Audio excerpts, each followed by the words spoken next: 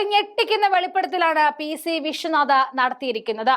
ഉമ്മൻചാണ്ടിയുടെ രണ്ടാം ചരമവാർഷികത്തോടനുബന്ധിച്ച് UDF-നെയും LDF-നെയും മുൾമുനയിൽ നിർത്തുന്ന ഒരു വെളിപ്പെടുത്തൽ തന്നെയാണ് നടത്തിയിരിക്കുന്നത് എന്ന് പറയാം. 2011 ഒരു പ്രധാന വിവരമാണ് പങ്കുവച്ചിരിക്കുന്നത്. 2011 ഉമ്മൻചാണ്ടി സർക്കാരിന്റെ കാലാവധി തികയ്ക്കാൻ ഒരു ഇടത് MLA നിയമസഭയിൽ UDF-നെ സഹായിച്ചിരുന്നു എന്ന വെളിപ്പെടുത്തലുമായിട്ടാണ് PC വിശ്വനാഥ് MLA എത്തിയിരിക്കുന്നത്.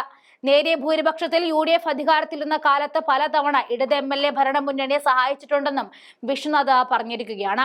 ഈ വെളിപ്പെടുത്തൽ UDF-നെയും LDF-നെയും ഒരുപോലെ കുഴച്ചിരിക്കുകയാണ്. തങ്ങൾക്കൊപ്പം ഒരു മറുകണ്ഠം ചാടുന്നൊരാൾ ഉണ്ടെന്ന് തിരിച്ചറിയാതെ പോയ ഇടത് പാർട്ടിയുടെ കഴിവില്ലായ്മ കൂടിയാണ് ഇപ്പോൾ തെളിഞ്ഞു വരുന്നത്. അവിടെ പ്രയോഗിച്ച കോൺഗ്രസിന്റെ ബുദ്ധിയും കേരള രാഷ്ട്രീയത്തെ മറ്റൊരു തലത്തിലേക്ക് എത്തിക്കുകയാണ്. 2011 നിയമസഭാ തെരഞ്ഞെടുപ്പിൽ കേവലം 2 സീറ്റുകളുടെ ഭൂരിപക്ഷത്തിലാണ് ഉമ്മൻചാണ്ടി അധികാരത്തിലെത്തിയത്. ഭരണപക്ഷമായ UDF-ന് 72, പ്രതിപക്ഷമായ LDF-ന് 68.72. അതിലൊരാൾ സ്പീക്കർ. അപ്പോൾ ഫുൾ കോറത്തിൽ ഭൂരിപക്ഷം ആകെ 1 മാത്രമാണ്. ഈ കുറഞ്ഞ അംഗബലവും വെച്ച് ഉമ്മൻചാണ്ടിക്ക് കാലാവധി തികയ്ക്കാനാകുമോ എന്ന സംശയം പല കോണുകളിൽ നിന്നും ഉയർന്നിരുന്നു. 45 സീറ്റുമായി CPM ആയിരുന്നു അന്ന് നിയമസഭയിലെ ഏറ്റവും വലിയ ഒറ്റകക്ഷിയായത്. കോൺഗ്രസിന് 38 സീറ്റുകൾ മാത്രമേ ഉണ്ടായിരുന്നുള്ളൂ. എന്നാൽ UDF-ലെ 5 ഘടകകക്ഷികൾക്ക് 34 സീറ്റ് ഉണ്ടായിരുന്നപ്പോൾ LDF-ലെ 4 ഘടകകക്ഷികൾക്കും സ്വതന്ത്രനും ചേർന്ന് 23 സീറ്റ് മാത്രമാണ് ഉണ്ടായിരുന്നത്. അന്നിങ്ങനെ ആയിരുന്നു കക്ഷിനില.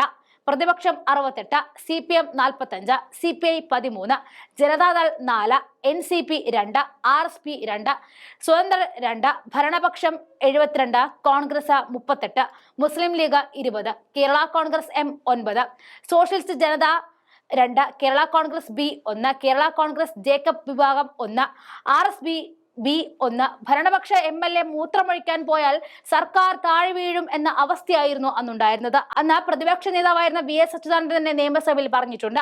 എന്നാൽ ഭൂരിപക്ഷത്തിൽ കാര്യമില്ല എന്നും വലിയ ഭൂരിപക്ഷത്തിൽ വന്ന സർക്കാരുകൾക്ക് കാലാവധി തികയ്ക്കാനാകാതെ പുറത്തു പോകേണ്ടി വന്നിട്ടുണ്ടെന്നും ഉമ്മൻചാണ്ടി മറുപടി നൽകിയിരുന്നു. കുറഞ്ഞ അംഗബലത്തിൽ അധികാരത്തിലെത്തിയ അച്യുതമേനോൻ സർക്കാരിന് 5 വർഷം കാലാവധി കഴിഞ്ഞ് 7 വർഷം അധികാരത്തിലിരിക്കാൻ സാധിച്ചുവെന്നും ഉമ്മൻചാണ്ടി ആ സമയം ഓർമ്മിപ്പിച്ചിരുന്നു.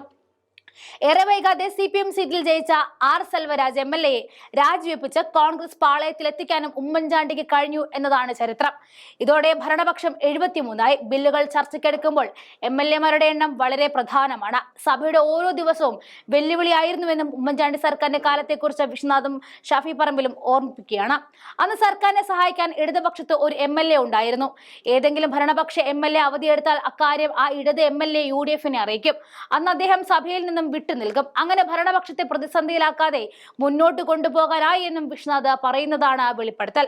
യഥാർത്ഥത്തിൽ LDF സർക്കാരിന്റെ കഴിവുകേട് തുറന്നു കാണിക്കുന്നതാണ് ഈ വെളിപ്പെടുത്തൽ.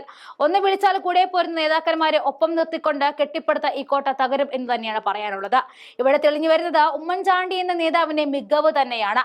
എന്തായാലും കോൺഗ്രസിന്റെ ഖദറിടാൻ ഐഷ പോറ്റിയും PK ശശിയും ഒക്കെ തയ്യാറായിരിക്കുന്ന ഈ സാഹചര്യത്തിൽ നടത്തിയ ഈ വെളിപ്പെടുത്തൽ എന്തായാലും ഇടതുപക്ഷത്തിന് മുന്നിൽ ഗതികെട്ടവൻ തലമൊട്ടയടിച്ചപ്പോൾ കല്ലുമഴ പെയ്ത അവസ്ഥയായി പോയി എന്ന് പറഞ്ഞാൽ മതിയല്ലോ.